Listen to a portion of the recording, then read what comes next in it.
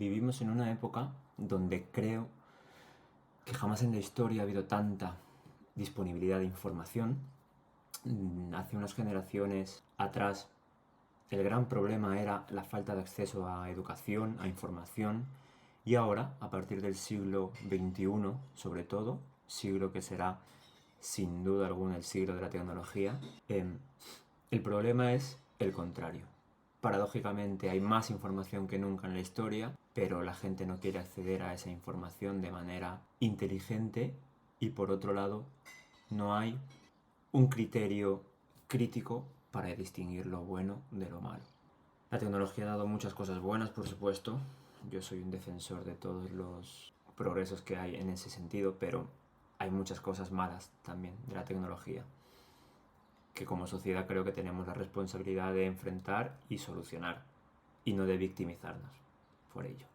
En contraposición a ese mar de información superficial que hay hoy por hoy en Internet, donde mucha gente pues consigue información pero de calidad dudosa y siempre es una información superficial de las cosas, nunca se llega a profundizar en ningún tema con el uso de esas redes sociales. En contraposición a eso está la lectura. La lectura, una actividad maravillosa desde muchos puntos de vista, y es en lo que quiero centrarme en este vídeo. Quiero hablar de por qué la lectura transforma el cerebro, quiero hablar de por qué es importante leer disciplinas que no tengan nada que ver con nuestro trabajo, con nuestras aficiones, o que vayan más allá de nuestros propios intereses, de cómo se interconectan o se pueden interconectar esos conocimientos, y de cómo esa interconexión de conocimientos puede cambiar por completo la forma que tenemos de concebir el mundo, haciéndola más completa, mejor, más abierta. Una de las primeras cosas que quería tratar es esa, de qué forma afecta al cerebro humano la lectura.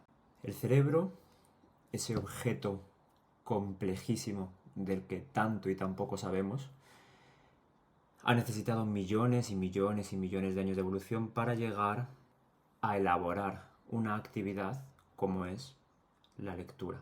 Hay diferentes regiones concretas que están más involucradas en la lectura que otras. Aquellos que se dedican a la neurociencia o a temas relacionados sabrán que normalmente en el hemisferio izquierdo hay ciertas áreas cerebrales, área de Broca, de Wernicke, son las dos más famosas, que están directamente relacionadas con la comunicación, con la evocación del habla, con la lectura, con la comprensión. Y cuando se lesionan estas zonas cerebrales por diferentes tipos de patologías, se pierde esta función. Pero aparte de estas, que son las zonas más famosas, también entran en juego otras zonas. Por ejemplo, el sistema límbico, que es un sistema muchísimo anterior a la corteza cerebral, evolutivamente hablando, que está relacionada con la emoción, con la parte más animal, si se quiere decir de esa forma, también entra muy en juego cuando hablamos de la lectura, porque está directamente relacionada con esa emocionalidad que puede evocar un texto, y hay interconexiones entre todas estas áreas. Segundo punto que quiero tocar en este sentido es que la lectura, igual que otro tipo de actividades, igual que muchas actividades cognitivas, va modificando la neuroanatomía y la neurofisiología del cerebro humano. Esto es un descubrimiento relativamente moderno, porque no ha sucedido hace muchos siglos, y es que hay un concepto que es maravilloso, que es el de neuroplasticidad cerebral. Con cada texto que leemos, esa neuroplasticidad se va desarrollando, las conexiones entre neuronas se van desarrollando también, y la complejidad que podemos asimilar aumenta. Por último, en este sentido quería también señalar que la lectura juega un papel muy importante en el foco atencional. El foco atencional es un problema que yo creo que va a ser una epidemia a raíz de las redes sociales en las próximas décadas.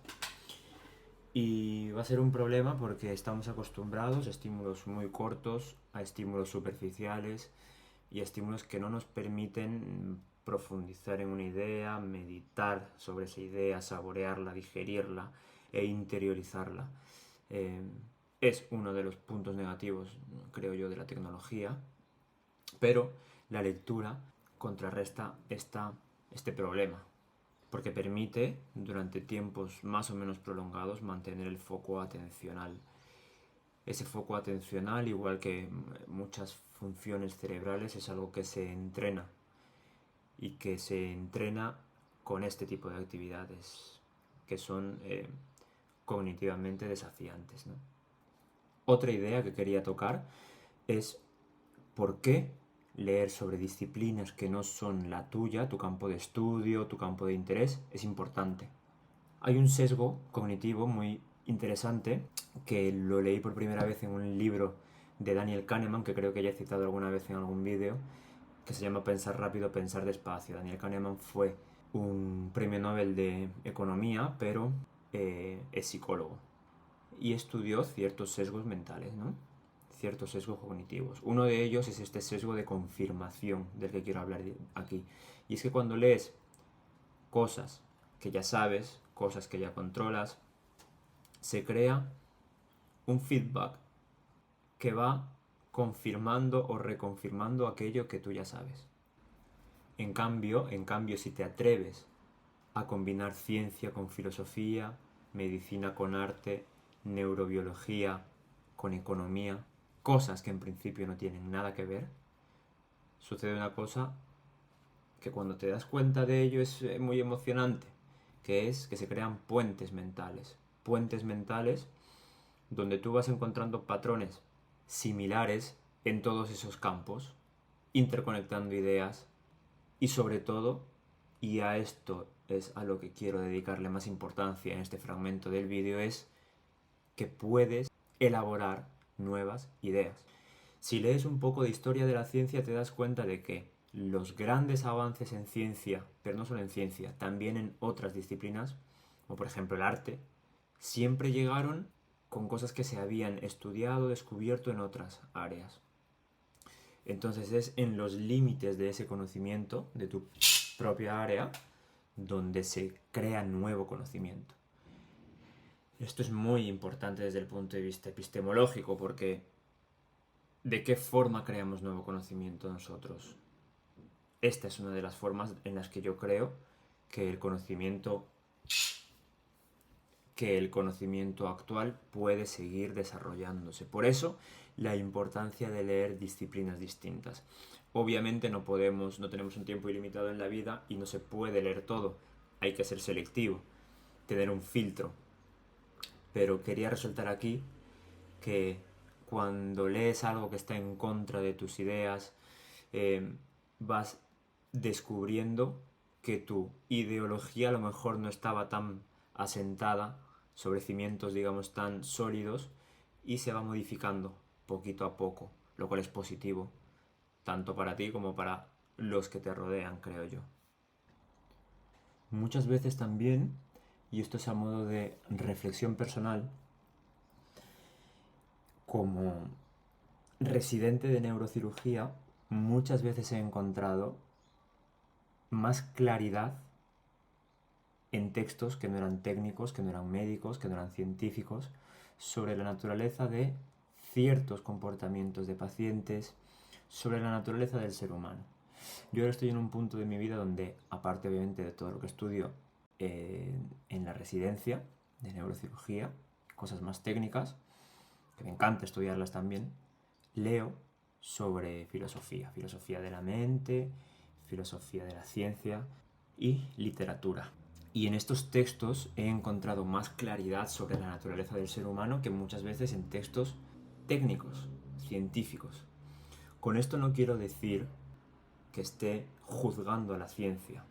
Soy un firme defensor de la ciencia, creo que es el arma más sofisticada para generar conocimiento de la que dispone el ser humano, pero tiene sus límites, como cualquier herramienta generada por el ser humano. Porque el ser humano, por definición, es imperfecto y aquello que deriva del ser humano no puede ser perfecto. Por lo tanto, ciencia sí, siempre en conjunción con otras disciplinas.